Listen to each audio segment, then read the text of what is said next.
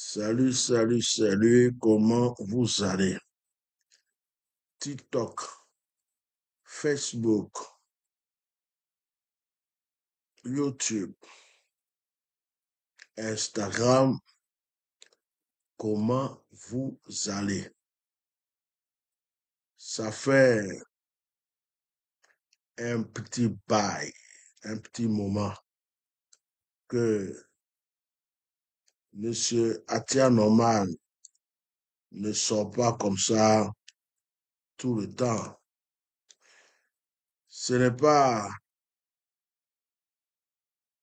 tout le temps que Atia Norman sort comme avant. Atia Norman ne sort plus comme autrefois. Euh, parce que je suis préoccupé à beaucoup de choses. Je suis concentré sur l'œuvre, le ministère. J'ai tellement de messages à vous donner que c'est mieux de rester en prière. Les messages sont tellement énormes que je préfère rester en prière. Et je vais pas à pas. J'ai des sujets, beaucoup de sujets pour lesquels je dois parler, mais je suis la direction du Seigneur. Alors que Dieu vous bénisse. Si une personne m'entend, qu'elle mette des cœurs, qu'elle fasse comme moi, qu'elle partage le direct. Je suis en train de partager le direct comme j'ai l'habitude de le faire. Partager le direct, liker. Je veux parler du retour de mon frère Eli Pada. Et en même temps, je vais proclamer des sanctions très terribles. Alors le direct risque d'être beaucoup secoué parce que les gens, quand il s'agit de ça, il y a beaucoup d'attaques. Il y a beaucoup d'attaques. Et donc, permettez-moi de finir mon partage et puis je vais commencer. Je vais vous parler. J'ai envie de vous parler. J'ai envie de parler de mon frère Eli Pada aujourd'hui. C'est depuis quelques jours que j'ai ça à l'esprit. Depuis quelques jours, j'ai ça à l'esprit. Et c'est aujourd'hui que je me sens un peu disponible pour pouvoir attaquer encore ce sujet. Parce que les gens ont cru que on va laisser tomber. On ne peut pas laisser tomber. On ne peut pas laisser tomber parce que tant que notre frère même n'est pas rentré, comme je l'ai dit, on ne peut pas laisser tomber. Parce que Eli Pada, c'est pas un criminel. C'est pas un assassin. C'est pas un braqueur. C'est pas un voleur. Eli Pada, ce n'est pas, je sais pas, c'est un serviteur de Dieu. Et celui qui sert Dieu euh, est utile pour une nation et utile pour le corps de Christ. Donc, c'est notre frère. Moi, je lâche pas l'affaire, je peux pas laisser tomber et je peux me calmer un peu, je peux vaquer à d'autres préoccupations, mais dire que je laisse tomber, bon, c'est pas possible. Et en ce moment, je suis très occupé pour les activités de mon camp de prière, pour mon ministère, à l'implantation du ministère dans un pays africain. C'est la fin de l'année, j'ai des pasteurs pour qui je dois prier parce que je suis pas avec eux. Je dois prier pour eux pour la traversée. Je dois prier pour mes enfants spirituels. J'ai beaucoup de serviteurs de Dieu à consacrer en cette fin d'année. J'ai déjà commencé. Plusieurs sont venus me voir pour recevoir déjà l'onction, la consécration. Et il y a des sujets de prière, il y a les rendez-vous. Je suis épuisé, très épuisé. Voilà, je suis plus jeune comme avant. Donc, je suis jeune, jeune, mais pas jeune, hein. Donc, je vais doucement, ok? Alors, que Dieu vous bénisse, que Dieu vous bénisse. Permettez-moi de garder ma casquette. Je ne suis pas bien coiffé. Et demain, j'irai au coiffeur. Donc, pour l'image, mon image, je préfère garder la casquette parce que nous, on n'a pas encore les choses que qu'on avait avant. Donc, on essaie de s'entretenir. Que Dieu vous bénisse, on se comprend. Alors, je voudrais saluer d'abord tout le monde et remercier le Seigneur pour la sortie de prison de notre frère, le pasteur David Aimé, pour lequel on a aussi prié. On a touché ce sujet plusieurs fois quand on parlait d'Eli Pada. Je n'étais pas beaucoup lié au pasteur David Aimé. Je n'avais pas reçu de message particulier pour lui, mais je intercédais pour lui comme certaines personnes. On a prié, on l'a recommandé au Seigneur, on a souhaité qu'il sorte. Le pasteur David Aimé est sorti. Mais regardez, le pasteur David Aimé a fait 1 an en prison. Et il y a un signe, avant même que j'aie l'autorisation de faire ce direct, je ne savais même pas que le pasteur David Aimé allait être libéré. C'est aujourd'hui que j'ai vu comme ça sur les réseaux sociaux que le pasteur David Aimé a été libéré. J'ai dit, oh Seigneur, voilà le signe dont tu me parlais. Si vous remarquez bien, le pasteur David Aimé a été arrêté sur sa chair un 15 décembre. Il a été arrêté sur la chair en train de prêcher un 15 décembre. 2 semaines après, le prophète Eli Pada a disparu. 2 semaines après. C'est dans la même période. Vous voyez, le pasteur David Aimé a été arrêté. Aussitôt, le prophète Eli Pada, 2 semaines après, qui devrait faire la traversée, n'a pas pu faire la traversée, il a disparu. Donc, les 2 hommes de Dieu là ont eu des problèmes au même moment. Le pasteur David Aimé vient d'être libéré. Et c'est un signe. Hein?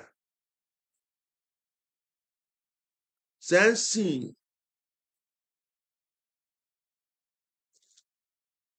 Excusez-moi, je vais juste bloquer une personne ici. Voilà. On n'a pas besoin d'elle. Voilà, dégage. Activer le mode muet. Voilà. Merci beaucoup. C'est un signe. C'est un signe. Voilà. C'est un signe. C'est un signe que notre frère, notre ami, l'homme de Dieu, le prophète Eli Pada, est en train de monter sur son char de gloire pour son retour. Si tu peux acclamer, il faut acclamer chez toi. Je répète, c'est un signe. Ils ont voulu tuer Eli Pada, ils n'ont pas pu. Ils ont voulu en finir avec Eli Pada, ils n'ont pas pu. Je reviens pour vous dire que le problème d'Eli Pada n'était même pas seulement, c'est-à-dire que avant que ça soit un problème même politique, il n'y avait même pas trop de problèmes politiques dans le problème d'Eli Pada. Je vais être fort ce soir, aujourd'hui. Le plus gros problème d'Eli Pada a été que Eli Pada dérangeait des faux hommes de Dieu en Côte d'Ivoire. Le vrai problème d'Eli Pada était que Eli Pada dérangeait les mystiques qui ont porté des tenues de pasteurs et de prophètes en Côte d'Ivoire. Eli Pada, sa prédication, sa présence, ses révélations,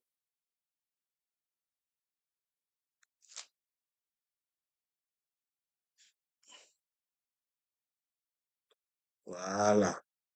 On va rendre service à des gens aujourd'hui. Quand ils viennent, on les supprime et on continue. Sa prédication, ses révélations dérangeaient beaucoup beaucoup, beaucoup, beaucoup de faux pasteurs, de faux prophètes, des mystiques en Côte d'Ivoire. Il ne faut pas qu'on se mente. Je vais être très violent. La Côte d'Ivoire est remplie de francs-maçons, de mystiques, de féticheurs qui ont porté des boubous et des vêtements de pasteurs. Il y a longtemps, je n'ai pas parlé comme ça. La plupart de ceux que vous appelez révérends, pasteurs, archibishop, bishop, mon père, ma tante, mon je ne sais pas quoi vous voulez. La plupart de ceux que vous voyez, que vous chantez leur nom matin, midi, soir, sont dans une loge secrète, sont des mystiques, sont des féticheurs en Côte d'Ivoire. Certains même que vous avez considérés avant, vous avez dit, oh lui là, c'est un grand prophète. Certains sont rentrés dedans par alliance. Oh, Élie Pada était l'huile pure. Élie Pada était la langue de feu qui les dérangeait. Ils avaient peur que Élie Pada dénonce leur vie. Et d'ailleurs, un moment, Élie Pada a commencé à toucher. Il a commencé à leur dire, je ne suis pas contre vous, mais arrêtez certaines choses. Donc, c'est eux qui ont causé des problèmes, c'est eux. Ce sont ces mêmes pasteurs-là qui ont commencé à menacer des enfants, des jeunes. En Côte d'Ivoire, quand les gens publiaient les vidéos d'Élie Pada ou quand les gens luttaient pour la cause d'Élie Pada, il y a de ces groupes de pasteurs qui appelaient des gens pour les menacer. Ils sont remplis en Côte d'Ivoire. Ce n'est même pas le gouvernement. Ce n'est même pas le gouvernement. On va se parler aujourd'hui clair. C'est eux-mêmes qui vont faire des rapports inutiles auprès du gouvernement. C'est eux qui ont envoyé la tête d'Élie Pada comme de la manière on a envoyé la tête de Jean-Baptiste là. C'est eux qui ont pris la tête d'Élie Pada pour aller déposer sur un plateau. C'est pourquoi quand Élie Pada a disparu, il y a un qui est venu là, il va aller consacrer le fils d'Élie Pada et ceci. Il fait partie dedans, il est dedans. Celui qui l'a envoyé aussi est dedans. Ils sont un groupe de sorciers, de féticheurs, de mystiques, de sataniques en Côte d'Ivoire. Ils ont fait alliance avec Satan pour la gloire et pour l'argent. Et la vie d'Élie Pada les dérange jusqu'à aujourd'hui. Mais l'absence d'Élie Pada les dérange. Parce que l'onction d'Élie Pada était la seule onction en ce moment qui était en train de les dévoiler. Ils ont eu peur. Et ils ont haï ce frère. Ils ont voulu le tuer. Mais Dieu n'a pas permis. Le pasteur David Aimé mettez des cœurs. Le direct a attaqué sur Facebook, YouTube. À chaque fois, vous ne suivez les directs, vous ne likez pas. Protégez le direct sur Facebook ou YouTube. Sinon, c'est TikTok seulement. Ils vont regarder puis vous allez rester là. Hein. Donc, protégez le direct. Mettez des cœurs. Protégez parce que eux là, quand ça commence là, ils savent que on va les mettre les trucs au dehors là. Et ils vont commencer à attaquer. Donc, protégez le direct. Mettez seulement des cœurs et partagez. Mettez des cœurs, likez, tapotez le direct, que ce soit sur TikTok, que ce soit sur Facebook, YouTube. Tape surtout Facebook, YouTube là. Tapotez le direct là-bas. Surtout Facebook. Vous voyez? Vous croyez que le pasteur David Aimé, les policiers qui sont venus l'arrêter là, c'est parce que le pasteur David Aimé a dérangé un politicien ou quoi? Ce sont des autorités religieuses, soi-disant pasteurs ou archibishops. Des gens qui disent que David Aimé les a insultés là. C'est eux qui ont payé leurs petits policiers là. Ils les ont donné transport pour mettre quelque chose pour mettre essence dans leur voiture. Et ils ont payé peut-être un commissaire ou quelqu'un pour dire va l'attraper. Le problème là, en Côte d'Ivoire là, Ce n'est pas le gouvernement dans l'église. Dans l'église évangélique, le problème, ce n'est pas le gouvernement. Ce n'est pas les autorités politiques. Le problème, ce sont les pasteurs, les mystiques, qui ont des milliers de fédérations, qui font des milliards de cotisations. D'autres vendent huile de mort, huile du nord, huile de palme.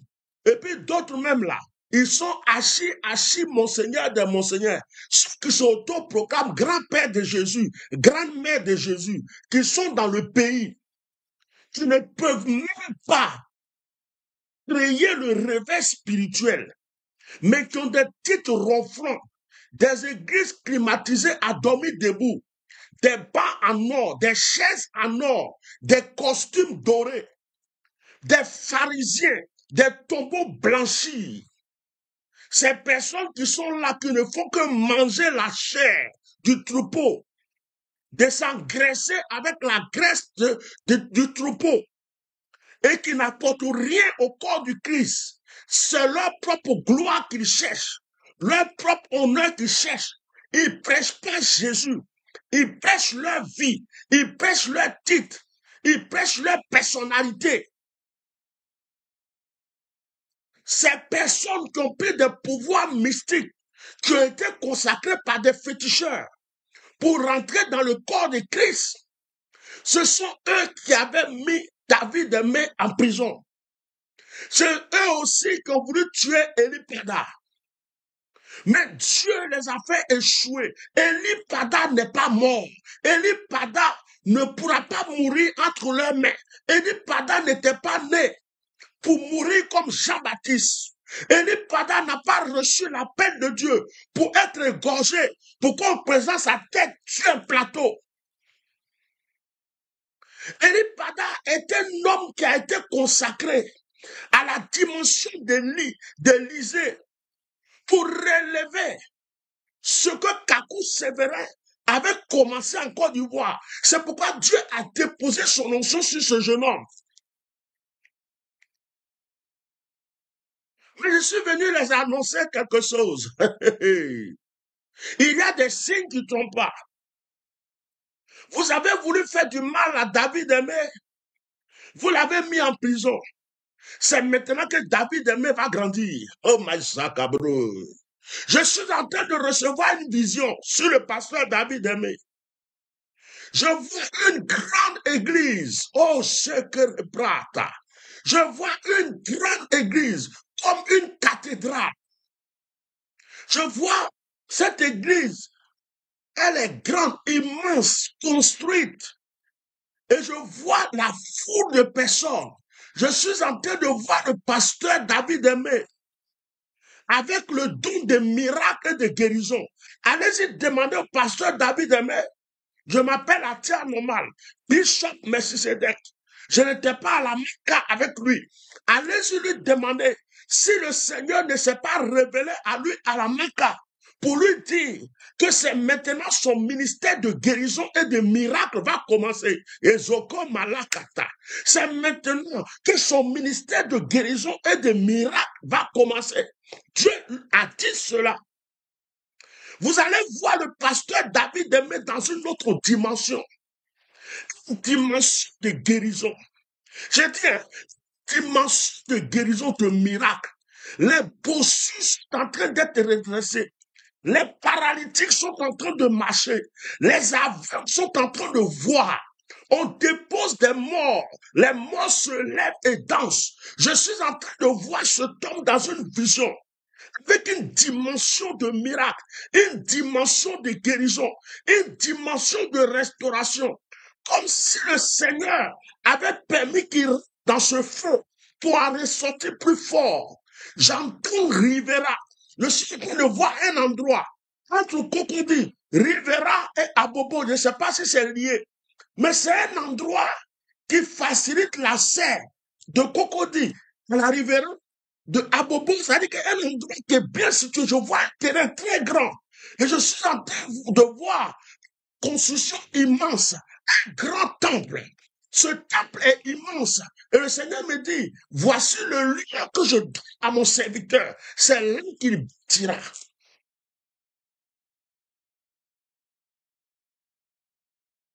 Et cela s'accomplira d'ici. C'est-à-dire qu'il va commencer à voir le lieu faire les choses et ça s'accomplira d'ici. Je vois 3 ans où ça va finir. Et le Seigneur me montre le pasteur David Aimé avec des cheveux blancs. Et il me montre avec des barbes blanches. Il me dit qu'il va ouvrir autrement ses yeux. Il aura une autre dimension prophétique. C'était pas prévu que j'en parle comme ça dans mon direct. C'est pendant que je parle que Dieu m'ouvre les yeux.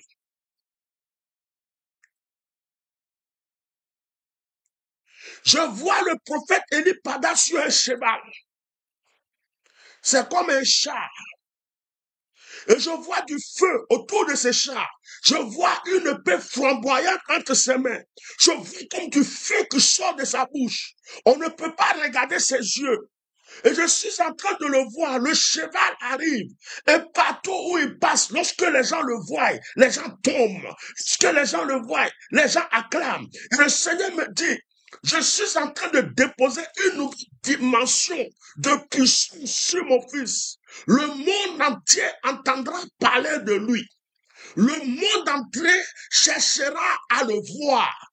Une dimension que je n'ai jamais donnée à personne. À cause des épreuves qu'il a traversées, à cause de son obéissance, à cause de la soumission qu'il a eue, à cause de ce qu'il est resté patient. Oh ma, à cause, Dieu dit, il revient dans une dimension, frère. Ce qui va se passer est grand. Je suis en train de voir des mystiques se convertir. Je suis en train de voir des féticheurs. Je vois des tonnes de fétiches être brûlés. Je suis en train de voir des prostituées se convertir. Je suis en train de voir des whoopis se convertir. Je suis en train de voir des formations se convertir. Je suis en train de voir un réveil extraordinaire. Et je regarde qui fait cela. Dieu dit, regarde celui qui est sur le cheval. Je l'ai fait payer un prix. Et c'est lui, c'est entre ses mains que j'ai déposé cette épée. Tous ceux qui se rallieront à lui, tous ceux qui s'attacheront à lui, tous ceux qui se rapprocheront de lui, verront cette onction agir dans leur vie. Travers le ministère de l'Ipada, je suis en train de voir le réveil dans plusieurs églises. Des pasteurs endormis sont en train de se réveiller. Des gens sont en train d'avoir des dons de prophétie. Il y a des gens qui prophétisent même dans la rue. Il y a des gens qui prophétisent simplement au marché. Onction très forte. Le Seigneur dit, c'est le moment où je délivre ma terre. Le Seigneur dit, c'est le moment où je délivre ma terre. Il dit, Satan a cru qu'il pouvait avoir une domination sur cette terre. Il y a eu des libations, il y a eu des sacrifices, il y a eu beaucoup de morts d'hommes. Et Satan croyait que je lui avais cédé cette terre. Et Dieu dit, c'est maintenant la délivrance de cette terre. Ce n'est pas un message politique, c'est un message spirituel. Le Seigneur va renverser le trône de Satan en Côte d'Ivoire. Le Seigneur va renverser le royaume des ténèbres. Le Seigneur va faire vomir le sang. Et le Seigneur va faire vomir tout sang qui a été avalé. Le Seigneur va libérer les captifs maintenant. Il y a un réveil spirituel. Et ce réveil va toucher les églises. Ce réveil va même se tendre dans la politique. Je suis en train de voir des politiciens se convertir. Et je suis en train de recevoir comme ça que le futur président de la Côte d'Ivoire sera quelqu'un qui craint l'Éternel. Oh my God!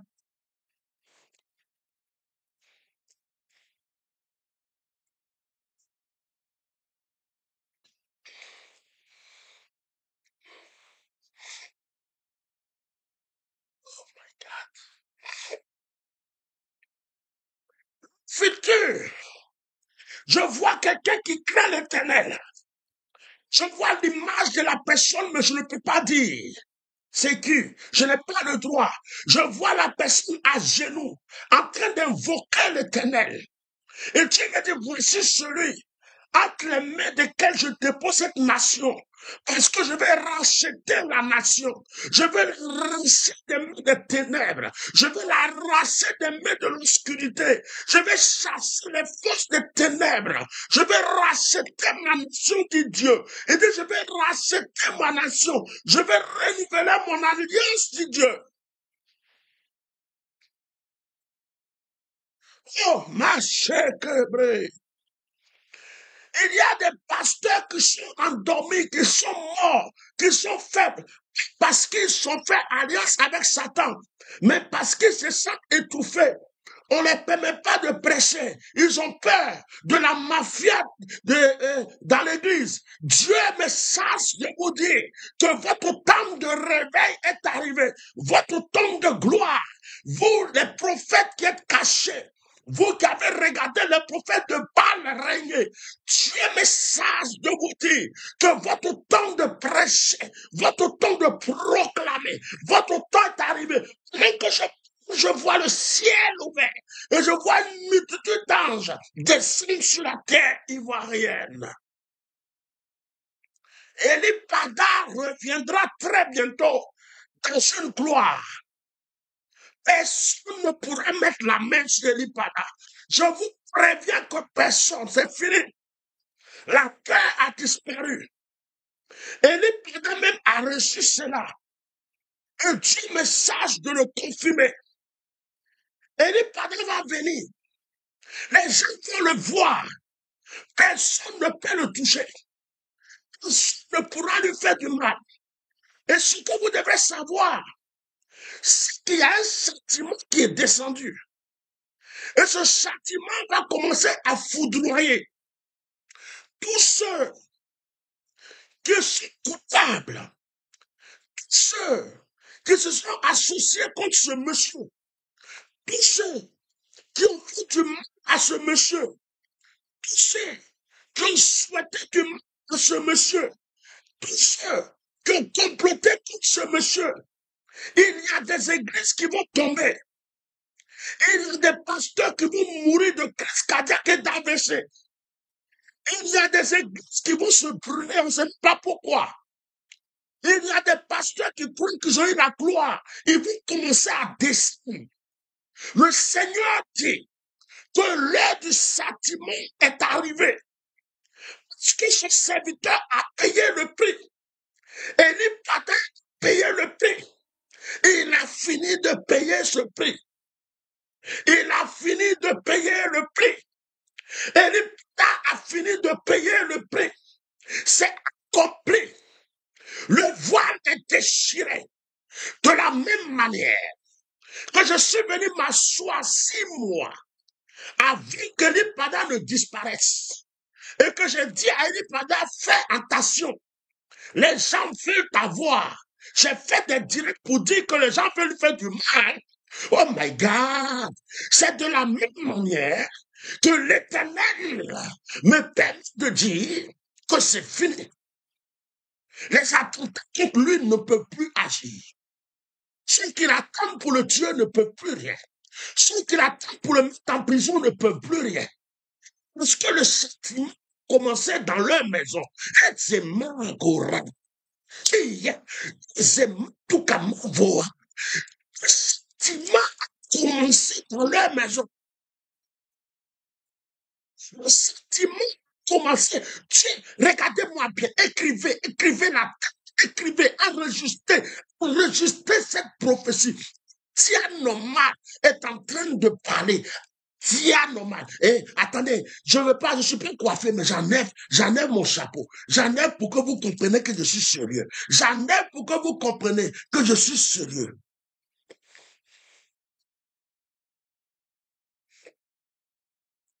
Le châtiment a commencé. Regardez bien. Écrivez. Vous allez entendre. Telle église a eu un problème. Tel pasteur a eu un problème. Tel homme, il aura ça. Parmi les artistes, il aura ça. Parmi certains politiciens.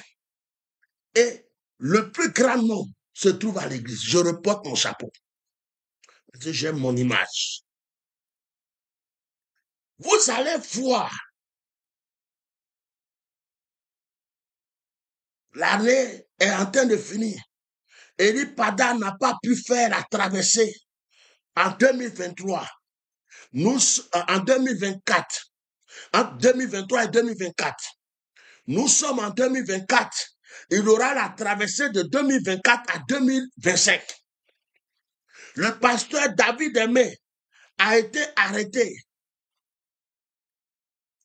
le 15 décembre, 2 semaines avant qu'Eli Pada ne disparaisse.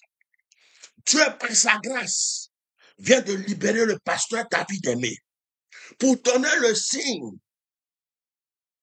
que si Jean-Baptiste a apparu, c'est que Jésus arrive.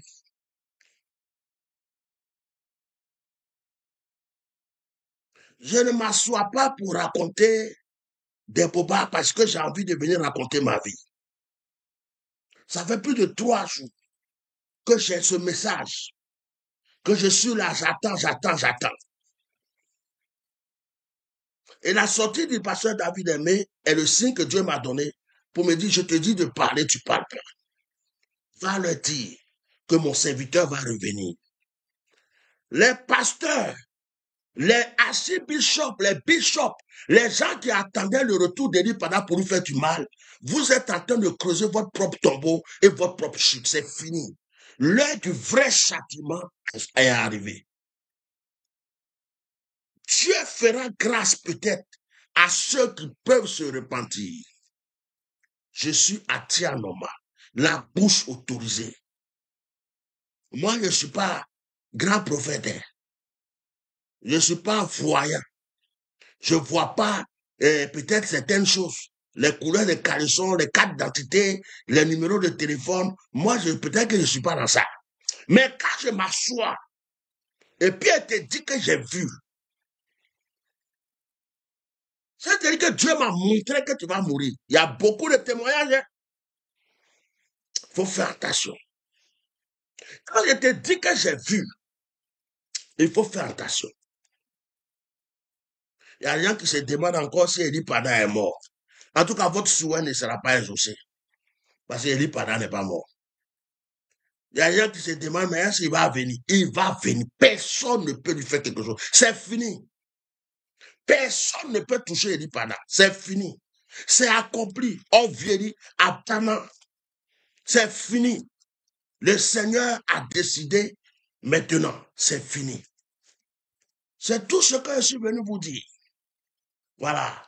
J'ai beaucoup de sujets, mais je ne vais pas mélanger les sujets. Je suis venu vous dire, pour vous qui aimez Eli Pada, commencez à remercier votre Dieu, à le glorifier. Parce que la vision que je vois est une vision de gloire. Et l'heure est arrivée. Vous allez avoir une surprise. Que le Seigneur soit béni. Je m'arrête là pour ne pas mélanger les sujets parce que en parlant trop, ça va m'amener dans d'autres choses. Et je prie pour la Côte d'Ivoire parce que il y a des grands changements qui arrivent, mais je n'ai pas la permission de parler de beaucoup de choses. La surprise est entre vos mains. La surprise est devant nous. Avant de arrêter le direct, l'Esprit de Dieu me dit de prier pour notre jeune frère Apoutou. Apparemment, ils ont donné 5 ans à Apoutou National. Mais je suis en train d'entendre, je reçois une voix. Écrivez la date, écrivez cette prophétie.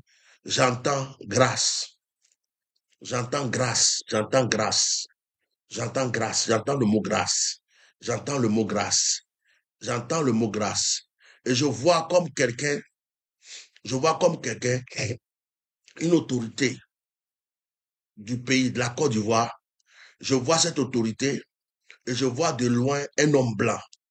L'homme blanc, je ne sais pas si c'est un avocat, si c'est qui que ce soit, mais c'est un homme blanc. Et cet homme blanc est en pourparlers avec une autorité. Je vois à côté la maman d'Apoutou. et je suis en train de voir qu'il y a un pourparler. On doit toucher quelqu'un. Et cette personne peut gracier Eli Pada, Aputu National. C'est-à-dire que les 5 ans, je ne le vois pas accomplir 5 ans. Et je prie que cela se fasse, que Dieu touche le cœur de toutes les personnes concernées, que le Seigneur console sa maman. On dit que c'est dans le malheur qu'on voit ses meilleurs amis. Ce jeune frère est notre frère. C'est un enfant. Et un enfant peut faire des erreurs. Un enfant peut faire des bêtises. Mais les erreurs enseignent. On a tous fait des erreurs. Et nos erreurs nous ont enseigné. Donc, il sortira de là mûr. Il sortira de là fort. Mais nous savons tous qu'il ne mérite pas 5 ans parce qu'il n'a pas volé. Nous savons qu'il ne mérite pas 5 ans parce que ce n'est pas un criminel. Nous savons tous qu'il ne mérite pas 5 ans parce que même apparemment, cet argent n'était même pas à lui. Mais un petit manque de sagesse, un peu d'arrogance et de fierté l'ont amené dans des erreurs. Que le Dieu que nous servons, le Dieu d'Abraham, le Dieu tout-puissant, celui qui a créé le ciel et la terre, se souvienne de notre frère Aputu National. Et que ce jeune frère, de là où il est, soit visité par les anges qui ont visité Pierre en prison, et que les cœurs soient touchés. Je prie même que le cœur de la présidence entière soit touché, que le cœur de la première dame soit touché, que le cœur du président de la République soit touché, que le cœur de tous ceux qui sont dans le gouvernement soit touché, que les colères soient apaisées et qu'on nous libère ce jeune frère dans le nom puissant de Jésus. Amen. Chères autorités ivoiriennes, nous avons prié, mais vos cœurs vous appartiennent. Sachez que ce jeune homme n'était pas un criminel. Vous avez voulu faire de lui un exemple, peut-être. Mais si vous le libérez, ça vous grandira encore plus. Ça vous grandira encore plus. Donc que Dieu touche le cœur de la personne qui a le droit de le gracier, qui a le droit de le faire libérer pour que cela soit fait. Nous voulons voir notre frère en ce début de 2025. En même temps, en tant que bouche autorisée, oreille ouverte, je sais que sur le plan politique, beaucoup veulent fermer la bouche des cyberactivistes qui ont de l'influence, qui ont peur de ne pas pouvoir les contrôler. Donc, j'ai déjà reçu ça. Mais je ne vois pas ce jeune Aputu se lever et aller mettre sa bouche dans des problèmes politiques. C'est pourquoi nous vous demandons maintenant, puisque Dieu est en train de toucher vos cœurs, de faire ce que le Seigneur vous dit. Libérez notre jeune frère. La leçon est déjà acquise, il a déjà compris. Libérez-le. Que le Seigneur protège la Côte d'Ivoire et que le Seigneur protège chaque Ivoirien, chaque personne. Attention, cette fin d'année est dure. Attention, l'esprit d'accident circule. Attention, la mort cherche des candidats. Attention, les sorciers sont levés. Priez beaucoup et que le sang de Jésus vous couvre, que la protection divine soit sur votre vie et que la grâce vous accompagne en toutes choses. En Jésus. Amen. Shalom mes frères, je vous aime.